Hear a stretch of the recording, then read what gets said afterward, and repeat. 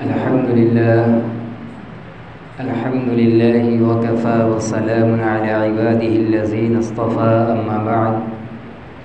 فأعوذ بالله من الشيطان الرجيم بسم الله الرحمن الرحيم ألا إن أولياء الله لا خوف عليهم ولا هم يحزنون الذين آمنوا وكانوا يتقون لهم البشرى في الحياة الدنيا وفي الآخرة لا تبديل لكلمات الله ذلك هو الفوز العظيم صدق اللہ العظیم۔ حضرات گرامی، محترم بزرگوں اور دوستوں اور عزیز ساتھیوں،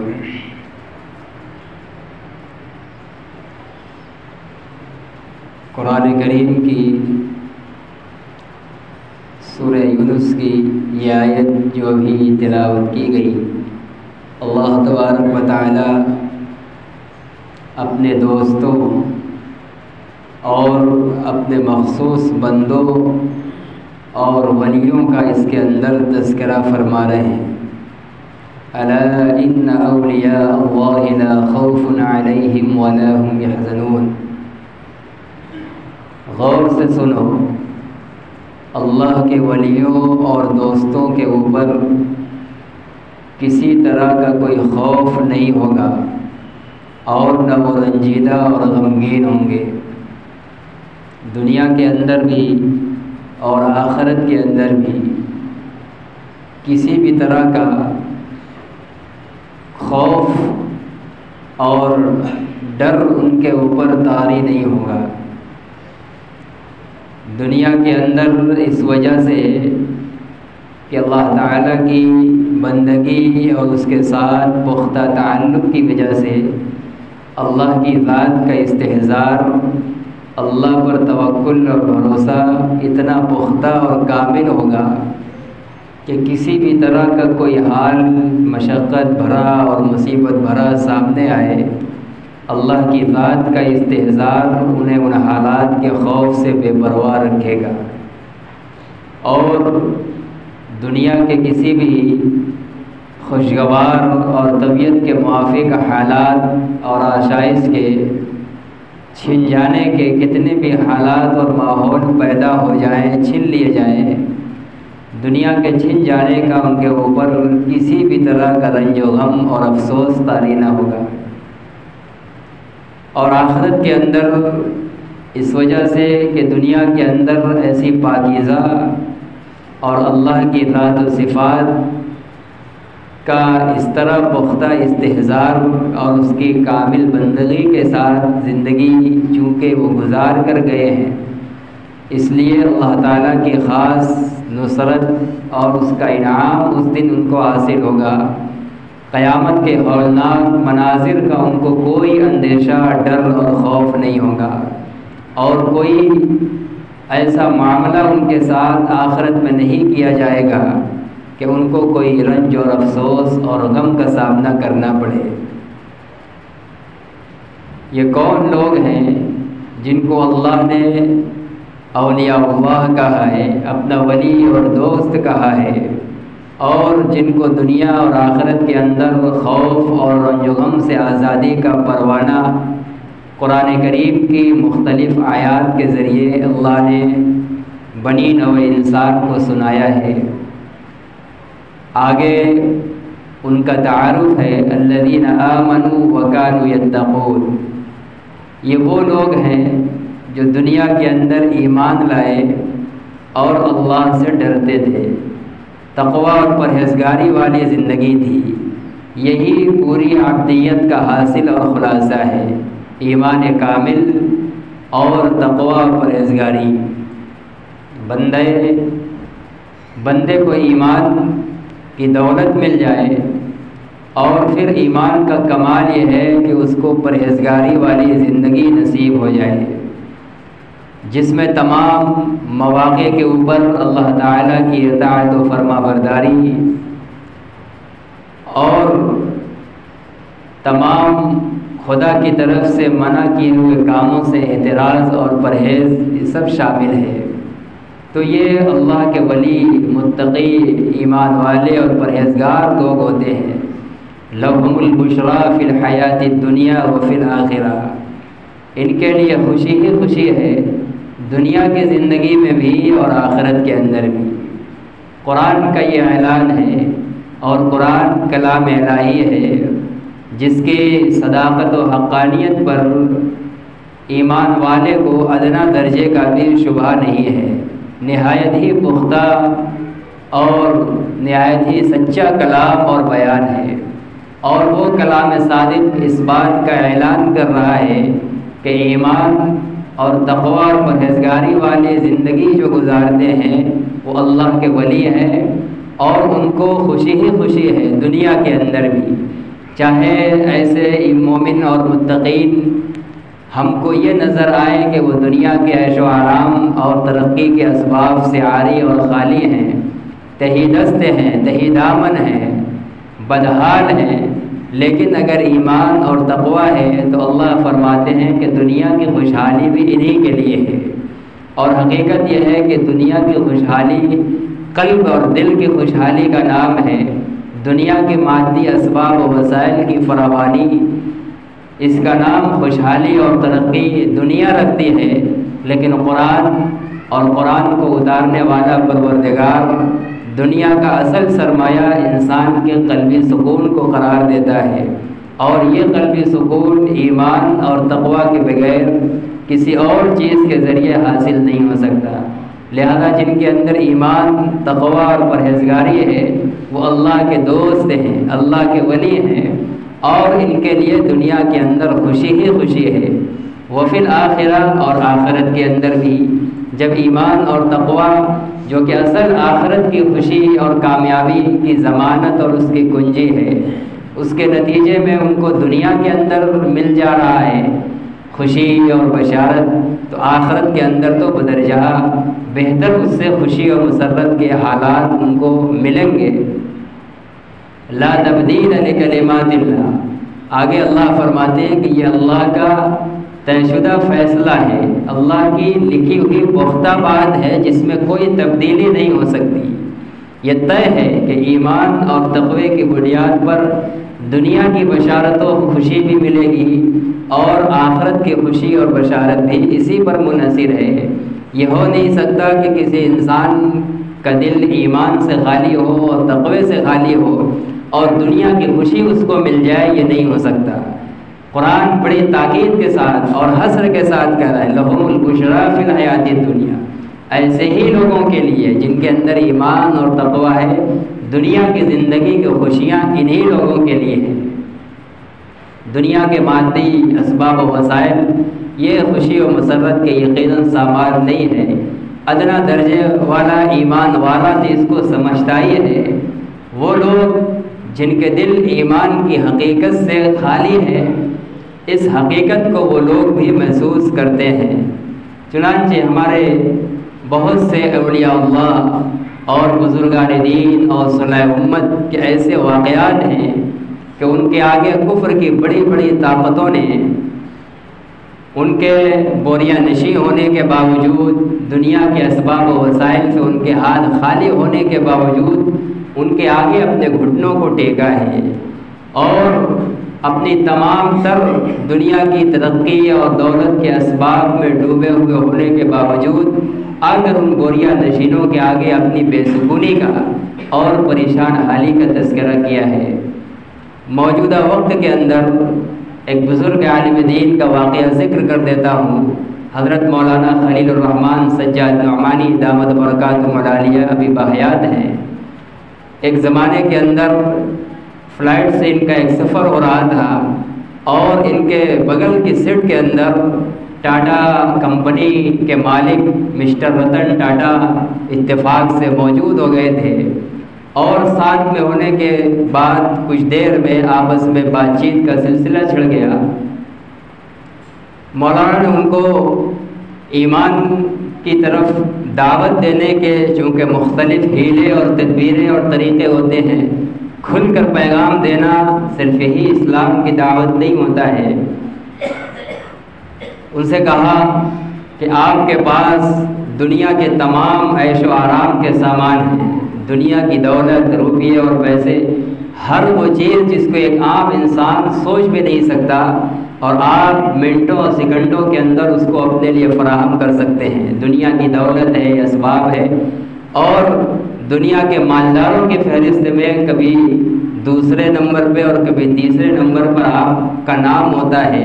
تو آپ کا تو پھر کہنا ہی کیا۔ تو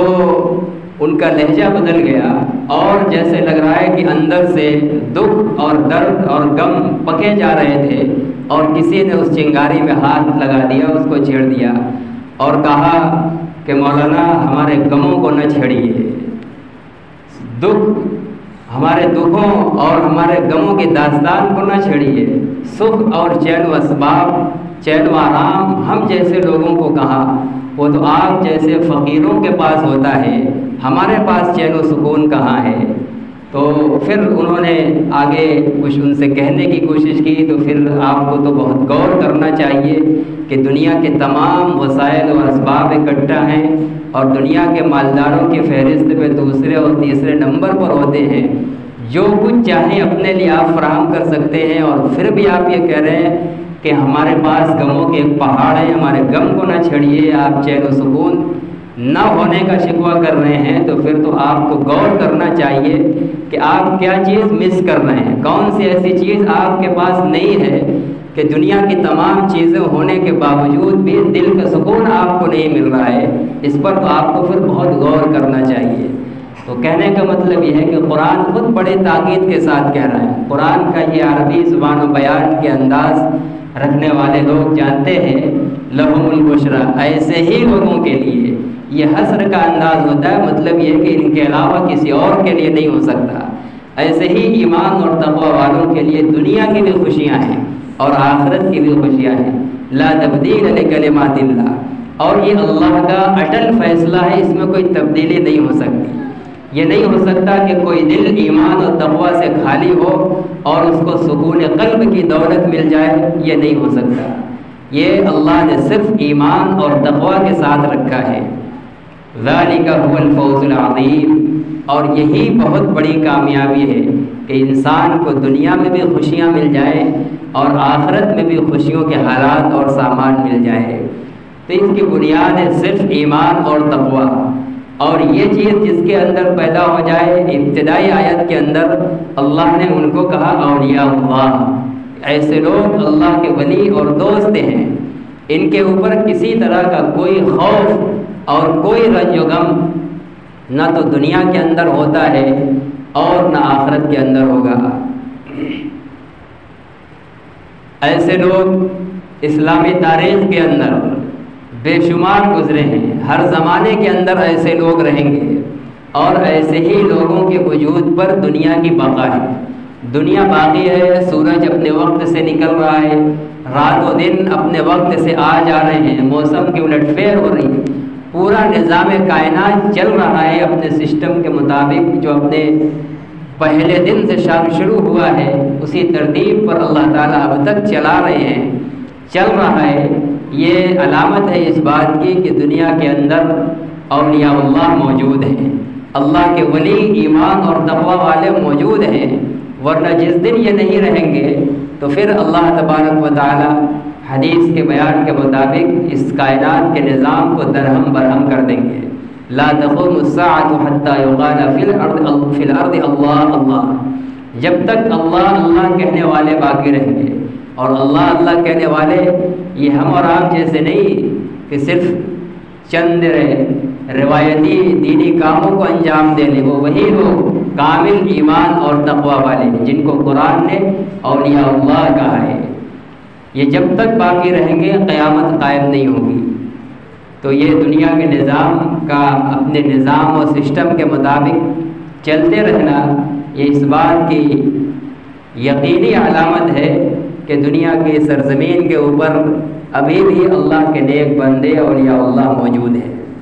ہر زمانے کے اندر ایسے لوگ رہے ہیں، ایسے لوگوں کی ماضی کے اندر ایک تاریخ رہی ہے۔ بہت سے وہ ہیں اولیاء اللہ جن کی زندگی کے واقعات اور حالات ایک ایک زندگی کا ایک ایک دن بعد والوں کے لیے نمونہ اور سبق ہے۔ امت کے سمجھدار اور قدردان لوگوں نے ایسے لوگوں کی تاریخ اور زندگی کو محفوظ کیا ہے جن کو آج ہم بھی جن کے نام کو جانتے ہیں، سنتے ہیں، پڑھتے ہیں۔ بہت سے وہ لوگ ہیں جو علم اور کتابوں سے دور رہنے والے لوگ نہیں پہ جانتے، لیکن بہرحال لاکھوں کروڑوں اولیاء اللہ کی زندگی کے حالات واقعات ہمارے سامنے سیر اور تاریخ اور سوانح کی کتابوں کے اندر موجود ہے۔ انہی اولیاء اللہ اور بزرگان دین میں ایک ولی کامل اللہ کے نہایت برگزیدہ بندے کا آج مختصر تذکرہ کرنا ہے، وہ ہے سیدنا حضرت شیخ عبد القادر جیلانی نور اللہ مرقدہ، جو 5ویں اور 6ٹھی صدی ہجری کے نہایت ہی برگزیدہ عالم ربانی اور وقت کے صالح مصلح اور ولی کامل تھے۔ ان کی زندگی اسلام و ایمان کی نشر و اشاعت اور اس کے لیے مشقت اٹھانا، تکلیفیں اٹھانا، اسی سے پوری ان کی زندگی بھری ہوئی ہے۔ اور سچ یہ ہے کہ ایسے ہی لوگوں کی مشقتوں اور قربانیوں کے نتیجے میں دین ہر صدی منتقل ہوتے ہوتے آج پورا دین اور علم ہم تک پہنچا ہے، اور آج بھی اس زمانے کی حیثیت کے اعتبار سے مجاہدہ اور قربانی پیش کرنے والے علماء ربانیین اور اولیاء اللہ موجود ہیں جن کے قربانی سے دین مزید آگے منتقل ہو رہا ہے، وہ آئندہ نسلوں کے لیے حفاظت کا ضامن بنے گا۔ سیدنا شیخ عبد القادر جیلانی رحمۃ اللہ علیہ ولیوں کی فہرست میں بڑا نمایاں مقام رکھنے والے اور نہایت ہی پختہ عالم دین اور انتہائی متبع سنت اور بدعات اور رسومات سے نہایت درجہ نفرت رکھنے والے، اجتناب اور پرہیز کرنے والے بزرگان دین میں سے تھے۔ ان کے تعلق سے ہمارے معاشرے کے اندر، چونکہ یہ ان اولیاء اللہ میں سے ہیں جن کو عام انسان بھی جن کا کتابوں سے علم سے کوئی واسطہ نہ ہو ان کے نام کو بہرحال جانتا ہے، لیکن علم سے واسطہ نہ ہونے کی بنا پر ان کی ذات کے ساتھ عقیدت اور سچی محبت کے بجائے غلو کا شکار ہے۔ اعتدال اور حد سے آگے بڑھنے کے نظریات ان کے تعلق سے ہیں، اس لیے ضروری ہے ہمیں اپنے بزرگوں کی تاریخ اور زندگی کو جاننا اور ان کی ولایت کے مقام و مرتبہ کو جاننا، اور یہ بھی سمجھنا کہ ولی ہوتا کیا ہے اور ولی کی حیثیت کیا ہے۔ ولی اپنے تمام تر ایمان اور تقوی کے باوجود متبع سنت ہوتا ہے، رسول اللہ صلی اللہ علیہ وسلم کا دین کا پیروکار ہوتا ہے، اور وہ ولی اسی لیے ہے بھی کہ وہ آپ کے دین کا پیروکار ہے، ورنہ آپ کی نبوت کے آ جانے کے بعد آپ نے صاف کہا ہے کہ اگر حضرت موسیٰ بھی زندہ ہوتے تو بجز میری اتباع کے ان کو لیے کوئی چارہ نہیں تھا۔ تو جو آپ کے نقش قدم پر نہ چلے، آپ کے دین پر نہ چلے، وہ ولی عام مسلمان نہیں ہو سکتا، وہ ولی کیسے ہو جائے گا؟ اس لیے ہمارے بھی جتنے بھی بزرگان دین اولیاء اللہ صلاح امت ہوئے ہیں ان کے ساتھ ولایت کا لفظ اور ہماری طرف سے ان کے ساتھ محبت کی جو نسبت ہے وہ اسی بنیاد پر ہے کہ حضرت محمد صلی اللہ علیہ وسلم کے دین کو سیکھنے اور پھیلانے میں انہوں نے بڑی قربانیاں دی ہیں، اور ان کو بڑے مجاہدے اور قربانیوں کے ساتھ سینچا ہے، پروان چڑھایا، اس پر عمل کیا ہے، اسی کے مطابق زندگی گزار کر دکھلا کر گئے ہیں کہ صدی در صدی زمانہ کتنوں دور نبوت سے دور ہوتا جائے لیکن دین محمدی ہر زمانے کے اندر لائق عمل ہے۔ عمل کیا جانا کبھی کسی بھی دور میں دین محمدی پر ناممکن اور مشکل نہیں ہے۔ یہ اللہ تعالیٰ انتظام کے طور پر ہر زمانے میں ایسے مضبوط مجاہدہ کرنے والے افراد اور اولیاء اللہ پیدا فرماتے رہتے ہیں۔ حضرت شیخ عبد القادر جیلانی رحمۃ اللہ علیہ، جن کے والد کا نام ابو صالح عبداللہ الصومعی تھا، یہ 471 یا 70 ہجری کے اندر ایران کے ایک شہر گیلان کے اندر، جس کو جیلان بھی کہا جاتا ہے اور گاف سے گیلان بھی کہا جاتا ہے، وہ ایک ہی جگہ کے 3 تلفظ ہیں، جیلان، گیلان اور گیلان، اس جگہ کے اندر پیدا ہوئے اور ایک علمی خاندان کے اندر آپ کی ولادت ہوئی۔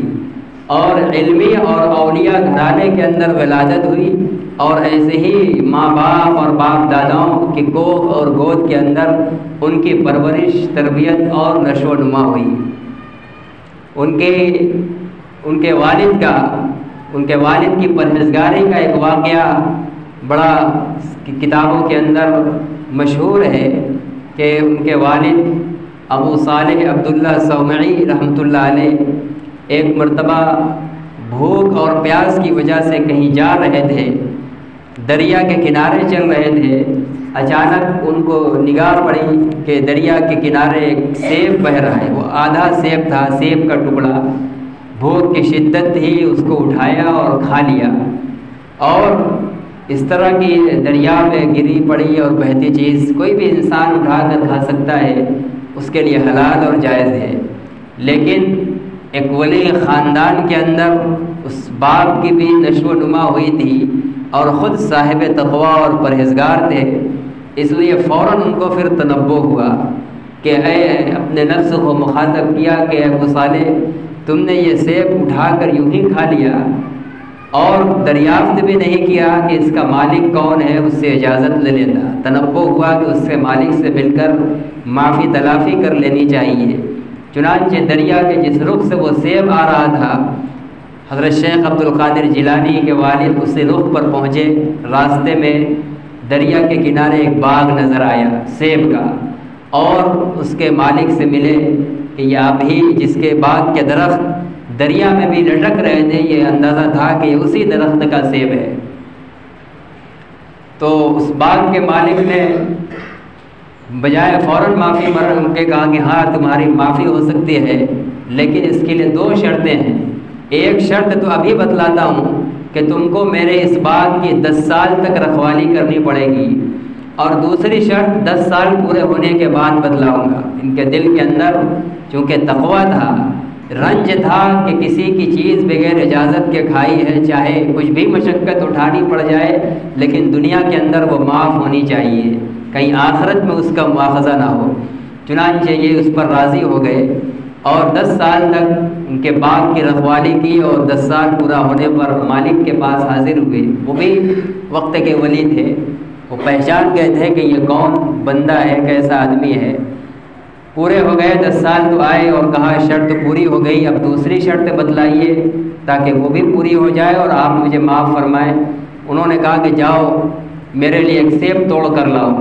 وہ سیب توڑ کر لائے تو وہ اتفاق سے میٹھا نہیں تھا، تو یہ ان کو ڈانٹنے لگے کہ 10 سال سے تم باغ کی رکھوالی کر رہے ہو اور ابھی تک تمہیں یہ بھی اندازہ نہیں ہوا کہ کون سا سیب میٹھا ہوتا ہے اور کون سا میٹھا نہیں ہوتا ہے۔ تو انہوں نے کہا کہ جناب ہم نے آپ کے باغ کی رکھوالی کی ہے، آپ کے باغ کا سیب نہیں کھایا ہے، ابھی آدھا سیب وہی ہمارے ذمے بوجھ بنا ہے جس کی معافی ابھی نہیں ہوئی ہے، اس کے لیے 10 سال کی مشقت ہم نے قبول کی ہے، دوسرا آپ کی اجازت کے بغیر کھا کر اپنے اوپر اور گناہ کا بوجھ پڑا تھا۔ یہ ان کی امانت داری کا دوسرا نمونہ ہے کہ جس باغ میں 10 سال خدمت کر رہا ہے ایک مالی، اگر ایک آدھ کھا لیتا تو یقیناً مالک کچھ نہ کہتا، اور عام طور سے لوگ اس کی طرف توجہ بھی نہیں دیتے، لیکن ایک سیب کو منہ نہیں لگایا۔ اس مالک نے ان کے امانت اور دیانتداری کا بھی امتحان لے لیا، اس میں بھی یہ کامیاب ہو گئے۔ پھر اس کے بعد کہا کہ دوسری شرط ہماری یہ ہے کہ ہماری ایک بیٹی ہے جو آنکھ سے اندھی ہے اور کان سے بہری ہے اور پاؤں سے لنجی ہے اور ہاتھ سے اپاہج ہے، میری ایسی بیٹی ہے، اس سے تمہیں شادی کرنی پڑے گی، یہ ہماری دوسری شرط ہے، تب تمہیں معاف کروں گا۔ ان کے اندر تو وہ جذبہ تھا کہ آخرت میں گرفت نہ ہو، دنیا میں چاہے جو کچھ بھگتنا پڑ جائے، راضی ہو گئے کہ ٹھیک ہے میں یہ شرط ماننے کے لیے بھی تیار ہوں۔ چنانچہ انہوں نے اپنی بیٹی کا نکاح پڑھوایا، اور جب رخصتی ہوئی اور جب یہ دلہن کے پاس حاضر ہوتے ہیں تو یہ نگاہ اٹھاتے ہیں تو دیکھتے ہیں کہ نہایت ہی خوبصورت حسین و جمیل ایک لڑکی ہے۔ دوسری نگاہ اٹھائے بغیر فوراً وہاں سے نکل جاتے ہیں اور باغ کے مالک کے پاس جاتے ہیں کہ یہ آپ نے کیا کیا، آپ نے تو مجھے آج ایک اور گناہ کروا دیا، میں تو ابھی آدھی سیب کا گوشت لے کر آپ سے معاف کروانے آیا ہوں، آج آپ نے مجھے ایک غیر محرم پر میری نگاہ پڑوا دی، ایک دوسرا گناہ مجھ سے کروا دیا۔ تو اس وقت انہوں نے کہا کہ عبداللہ سبعی وہ کوئی غیر محرم نہیں ہے، وہ میری بیٹی اور تمہاری بیوی ہے۔ کہا پھر آپ نے تو کہا تھا وہ بہری، اندھی اور لنگڑی ہوگی، اور وہ تو بالکل صحیح سلامت نہایت خوبصورت ہے۔ کہا ہاں، میں نے جو بہری کہا تھا اس لیے کہا تھا کہ آج تک میری بیٹی نے کسی غیر مرد کی اور کوئی گناہ کی آواز اپنے کانوں سے نہیں سنی ہے، اور اندھی جو کہا تھا تو اس لیے کہ آج تک کسی گناہ کی چیز پر اس نے نگاہ نہیں ڈالی ہے، اور پاؤں سے جو لنگڑی کہا تھا تو وہ اس لیے کہ آج تک اس کا قدم کسی گناہ کی طرف نہیں بڑھا ہے، اور ہاتھ سے اپاہج اس لیے کہا تھا کہ آج تک اپنے ہاتھ سے کسی گناہ کی چیز کو، کسی غیر محرم کو ہاتھ نہیں لگایا ہے۔ یعنی انتہائی پاکیزہ، متقی اور پرہیزگار، باپردہ، نہایت ہی باعفت خاتون ہے۔ چنانچہ ان سے ان کا نکاح ہو گیا۔ یہی وہ خاتون ہیں نہایت ہی پاکیزہ اور متقی اور پرہیزگار، جن کے پیٹ سے سیدنا شیخ عبد القادر جیلانی جیسے بزرگ صفت انسان کی ولادت ہوتی ہے، اور انہی ماں باپ کے گودوں میں ان کی پرورش ہوتی ہے۔ حضرت شیخ عبد القادر جیلانی کی زندگی کی بنیاد سچائی اور صداقت پر ہے۔ ان کی زندگی کا آغاز ہی سچائی سے ہوتا ہے، ان کے والد کی زندگی کی بنیاد بھی سچائی پر ہے۔ چنانچہ بچپن سے ہی گھر کے اندر تعلیم اور علم کا ماحول، تقوی اور پرہیزگاری کا ماحول، خاندان کے اندر رہ کر گھر کے اندر قرآن کا اور ضروری دین کا علم حاصل کیا، اور 17 اور 18 برس کی عمر میں اپنی والدہ سے کہا کہ امی جان، آپ مجھے پیدا ہونے کے بعد بچپن ہی میں والد کا انتقال ہو گیا، یتیم ہو گئے تھے، کہ آپ مجھے خدا کے دین کے کاموں کے لیے وقف کر دیجیے۔ والدہ ان کے جملے پر رونے لگی، لیکن پھر وہ خاموش ہوئی اور پھر ان کو اجازت دی، اور پوری زندگی دین علم کی خدمت کے لیے ان کو وقف کیا، اور کہا کہ مجھے بغداد اس زمانے کے اندر علم دین کا مرکز تھا، بڑے بڑے علماء، محدثین، مفسرین وہاں موجود تھے، وہاں جانے کی اجازت چاہی۔ والدہ نے باوجود بے وگی کے ان کو اجازت دی، اور جاتے وقت بس ایک نصیحت کی کہ بیٹا اپنی زندگی میں ہر میدان میں سچائی کو لازم پکڑنا، سچائی کا دامن کبھی چھوٹنے نہ دینا، اپنی بنیاد سچائی پر رکھنا۔ نہایت ہی مضبوطی کے ساتھ اس کو پکڑ لیا۔ بڑا مشہور واقعہ ہے، چلتے وقت 40 دینار ان کو ساتھ دے دیے، اور اس زمانہ لٹیروں اور ڈاکوؤں کا ہوتا تھا، آپ تاجروں کے قافلے کے ساتھ چل پڑے۔ ڈاکوؤں نے حملہ کیا اور تمام تاجروں کا مال تلاش کر کر کے لوٹنا شروع کیا، اور ہر آدمی اپنا مال چھپانے میں اور جھوٹ بولنے میں کہ ہمارے پاس کچھ نہیں، اسی میں لگا ہوا ہے۔ آپ کنارے ایک نہایت ہی فقیرانہ اور غریبانہ لباس کے اندر کھڑے تھے، کوئی تاجرانہ شان و شوکت نہیں تھی۔ ازراہ مذاق ایک ڈاکو نے پوچھ لیا کہ بیٹا تمہارے پاس بھی کچھ ہے؟ انہوں نے کہا کہ ہاں 40 دینار ہے۔ وہ سمجھا کہ اس لباس سے کہ اس کے پاس کیا ہوگا 40 دینار، وہ آگے بڑھ گیا۔ دوسرا پھر آیا، اس نے پوچھا کہ ہاں میرے پاس 40 دینار ہے۔ وہ اپنے سردار کے پاس لے گیا، اس نے پوچھا کہ ہاں میرے پاس 40 دینار ہے، اور ماں نے کہاں کپڑے کے کس حصے میں سر رکھا ہے اس کو کھول کر دکھلا دیا۔ تو اس نے پوچھا کہ تم نے سچ کیوں بتلا دیا؟ تمام لوگ مجھ سے چھپا رہے ہیں، جھوٹ بول رہے ہیں، میں لوٹ رہا ہوں،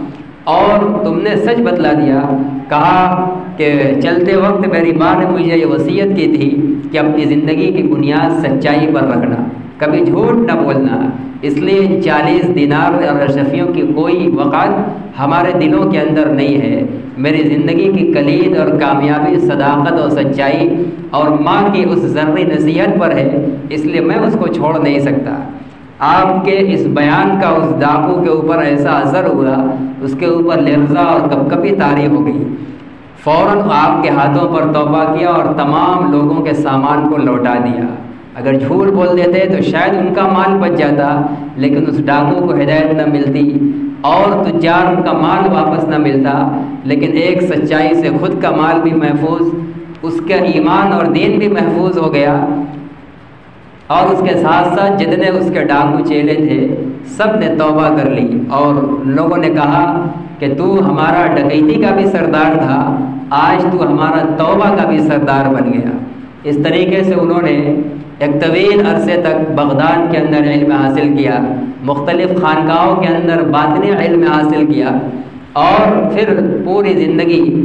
وعظ و ارشاد کے اندر، دعوت و تبلیغ کے اندر اور علم کی درس و تدریس کے اندر لگے رہے۔ 40 سال تک بغداد کے ایک مدرسے کے اندر اپنے استاذ کی ہدایت کے مطابق بیٹھے اور حدیث کا اور دیگر علوم اسلامیہ کا مسلسل ایک جگہ بیٹھ کر درس دیا۔ خود ایک موقع پر فرماتے ہیں کہ میری تمنا یہ تھی کہ میں کسی جنگل بیابان میں جا کر تنہائی میں زندگی گزارتا، کسی انسان سے میرا سامنا اور ملاقات نہ ہوتی، بس تنہائی میں اللہ اللہ کر کے زندگی ختم کر دیتا۔ لیکن من جانب اللہ علم کا شوق ڈال کر مجھے علم کی خدمت پر مخلوق کے بیچ میں لگا دیا گیا، اور آج اللہ کے فضل سے 50,000 سے زائد یہودی اور عیسائیوں نے ہمارے ہاتھ پر اسلام قبول کیا ہے، اور لاکھوں سے زائد گناہگار مسلمانوں نے توبہ ان ہاتھوں کے اوپر قبول کیا ہے۔ تو یہ ان کی پاکیزہ زندگی کی برکت سے اس طرح ان ولیوں کے ذریعے سے دین کی خدمت ہوئی ہے۔ بہت سی کرامتیں بھی ان کے ہاتھوں پر صادر ہوئی ہیں۔ ولیوں کے ہاتھ جو کرامت صادر ہو جائیں وہ برحق ہیں، لیکن کرامت ہی ولایت کی پہچان نہیں ہے۔ آج ہم لوگ ناواقفیت کی وجہ سے جس سے جو کرامت صادر ہوتی ہے بس اسی کو ولی سمجھتے ہیں، اور کرامت اگر صادر نہ ہو تو چاہے وہ کتنا بڑا نیک متقی و پرہیزگار ہو، ہم اس کو نہیں پہچانتے۔ اصل ولایت کی پہچان قرآن نے خود بتائی ہے، الذین آمنوا وکانوا یتقون، ایمان اور تقوی، اور دوسرے لفظ میں سنت و شریعت کا متبع اور پیروکار، یہ ہے ولی، چاہے اس کے ہاتھوں کسی کرامت کا ظہور ہو یا نہ ہو۔ اگر کرامت کا ظہور ہو جائے کسی متبع سنت ولی کے ہاتھ تو اس کا انکار بھی نہیں کیا جائے گا، اس کو یقین مانا جائے گا، اور کسی بے دین اور غیر متبع سنت کسی بدعتی کے ہاتھ کوئی خلاف عادت کام ظاہر ہو جائے کرامت جیسا تو اس سے دھوکے میں آ کر اس کی بزرگی کا قائل نہیں ہوا جائے گا۔ یہ نظر کا دھوکہ ہوتا ہے، اور کبھی اللہ تعالیٰ آزمائش کے لیے، ڈھیل دینے کے لیے گناہگار کے ہاتھوں بھی اس طرح کی چیزیں ظاہر کراتے ہیں۔ خود اس کی بھی آزمائش ہوتی ہے اور دوسرے لوگوں کی آزمائش کہ وہ اس کو دیکھ کر کیا اس کے بارے میں دھوکے میں آتے ہیں یا دھوکے سے باز رہتے ہیں۔ تو اصل ولایت کی بنیاد اور پہچان ہے سنت کا اتباع، دین کی 100% پابندی، اور پھر اس کے بعد اگر کرامت کا بھی ظہور ہو جائے تو بہت اچھی بات ہے، اس کا اقرار کیا جائے گا، لیکن وہ کرامت ولایت کے لیے شرط نہیں ہے۔ حضرت شیخ عبد القادر جیلانی رحمۃ اللہ علیہ 470 یا 71 کے اندر پیدا ہوتے ہیں، اور ربیع الثانی کے مہینے کے اندر 561 ہجری کے اندر تقریباً 90 سال سے کچھ زائد عمر پا کر وفات پاتے ہیں۔ یہی ماہ ربیع الثانی کا مہینہ ان کی وفات کا مہینہ ہے، اور تاریخ ایسے ہی آپ صلی اللہ علیہ وسلم کی تاریخ ولادت کی طرح مختلف بھی ہے، 9، 10، 11 تینوں تاریخ کی گئی ہے، اور ان بزرگان دین کو بلکہ تمام امت کے مرحومین و مرحومات کو، ہر مسلمان کو اپنا جب بھی کوئی نفلی عمل کرے، صدقہ اور خیرات کا ہو، تسبیحات کا ہو، تلاوت کا ہو، کوئی بھی عمل ہو، پوری امت کے مرحومین و مرحومات کو اور خاص طور سے ان مخصوص بزرگان دین کو ضرور ایصال ثواب کرنا چاہیے۔ یہ جو حضرت شیخ کے نام پر خاص طور سے 11 ربیع الثانی کو 11ویں شریف کا ایک نام دیا گیا، اور اس دن خاص مخصوص طریقے سے ایصال ثواب کا جو اہتمام کیا جاتا ہے، شیخ کی تعلیمات سے اس کا کوئی ثبوت نہیں ملتا، اور شریعت اسلامیہ کے اندر اس کی کوئی اصل نہیں ہے۔ ایصال ثواب ہے میت کے لیے، بزرگوں کے لیے، نبیوں کے لیے، صحابہ کے لیے، جب چاہے کیا جائے، اس کا کوئی خاص وقت، کوئی دن، کوئی تاریخ شریعت نے متعین نہیں کی، اور جس عبادت کے لیے شریعت کی طرف سے کوئی وقت اور دن اور طریقہ متعین نہیں ہے، بندے کی طرف سے اس کی تعین یہ ناجائز اور بدعت ہے۔ ایسی تمام رسومات سے ہم سب لوگوں کو بالکلیہ احتراز کرنے کی ضرورت ہے اس بات کی کہ شیخ کی تعلیمات کو زندہ کیا ہے، دین کے تئیں ان کی ہمدردی کیسی تھی، قربانیاں کیسی تھی، دین کے ساتھ عمل کا جذبہ کیسا تھا، دین سکھلانے کے لیے کتنی پوری زندگی مشقت اٹھائی ہے۔ بغداد کے اندر ماں نے تو دے دیا 40، کتنے دن چلے گا، اس کے بعد سال تک فاقے کی زندگی، پتوں کو چبا کر اور کبھی اینٹ اور کنکر اور پتھروں کو چاٹ چاٹ کر کے کچھ تسلی ہو جائے، اس طرح سے زندگی گزاری ہے۔ ایک مرتبہ تلاش کے اندر نکلے گاؤں میں، سڑکوں میں، کہ کہیں کچھ گری پڑی مل جائے۔ اس قدر لمبا فاقہ ہو چکا تھا، کچھ بھی مل جائے اور پیٹ کے اندر چلا جائے تو کچھ طبیعت کو افاقہ مل جائے۔ ہر طرف سے مایوس ہو کر ایک مسجد میں بیٹھ گئے۔ اتنے میں ایک نوجوان آیا اور اس نے اپنی ٹفن کھولی اور کھانا کھانے لگا۔ شیخ نے اس سے درخواست کی کہ میرا یہ حال ہے، اگر مجھے بھی شریک کر لو تو آپ کو اجر بھی ملے گا، اور میری بہت ہی حالت خراب ہے۔ چنانچہ اس نے اس کی درخواست کو قبول کر لیا، اور بات کرتے کرتے پوچھنے لگا کہ اچھا یہ بتاؤ، ابو عبداللہ صومعی کے بیٹے ایک عبد القادر بغداد کے اندر وہ آئے ہوئے ہیں، میں پورے بغداد پہ ڈھونڈ ڈھونڈ کر یہاں آیا ہوں، مجھے کوئی بتانے والا نہیں ملا، اور میں گھر سے جتنا اپنا کھانا لے کر چلا تھا سب ختم ہو چکا ہے۔ یہ انہی کے کھانا جو ان کی ماں نے دیا تھا، اب میں مجبور ہو کر ان کے میں سے کھا رہا ہوں، کہ جب وہ ملاقات ہوگی تو میں ان سے معافی تلافی کرا لوں گا۔ تو شیخ نے یہ جواب سنا، کہا کہ وہ میں ہی ہوں۔ تو فوراً وہ نوجوان کانپنے لگا اور معافی تلافی کرنے لگا کہ یہ آپ کی ماں نے مجھے دیا تھا، اور آپ کی ماں نے مجھے 8 دینار دیے ہیں کہ بغداد میں میرے بیٹے عبد القادر کو دے دینا۔ تو میں پورے تلاش کیا، کوئی بتانے والا نہیں ملا، یہ آپ کے اسی میں سے میں نے کھایا ہے۔ چنانچہ شیخ نے اس کو کہا کوئی بات نہیں، اور جتنا کچھ بچا تھا اس کو اپنے ہاتھ میں لیا، اور پھر اس آدمی نے سارا کھانا شیخ کے حوالے کیا کہ اب آپ کھائیے، اور آپ میزبان ہیں، یہ آپ کا کھانا ہے، اور اب میں آپ کا مہمان بن کر کھاؤں گا۔ یہ ہمارے بزرگوں کے مشقت بھرے زندگی کے واقعات ہیں۔ ان سب چیزوں کو تذکرہ کرنے، سننے اور سنانے کی ضرورت ہے، نہ یہ کہ ان مقدس شخصیات کے نام پر ہم کسی بے دینی والے عمل کے اندر مبتلا ہو جائیں۔ حضرت شیخ عبد القادر جیلانی نے 90 سال تک اس زندگی کے اندر دین محمدی کی نشر و اشاعت کی خدمت کی ہے، اور بہت سی تصنیفات اور اپنی تالیفات بھی ہم سب کے اور قیامت تک مسلمانوں کے لیے فائدہ اٹھانے کے لیے چھوڑ کر گئے ہیں، جن میں غنیت الطالبین نامی جو مختلف زبانوں کے اندر ہے، بڑی گرامی، نامی گرامی اور مشہور اور مفید کتاب ہے۔ آپ کی وفات کے وقت آپ کی 49 اولادیں تھیں، 27 بیٹے اور 22 بیٹیاں۔ آپ کو اللہ تعالیٰ نے کثیر العیال بنایا تھا۔ اللہ تعالیٰ ان تمام بزرگان دین کی قربانیوں کو قبول فرمائے، اور ہم سب کو دلوں کے اندر ان بزرگوں سے سچی اور واقعی محبت پیدا فرمائے، اور ان کے مشن کو زندہ کرنے کی توفیق عطا فرمائے۔ وآخر دعوانا الحمدللہ رب العالمین۔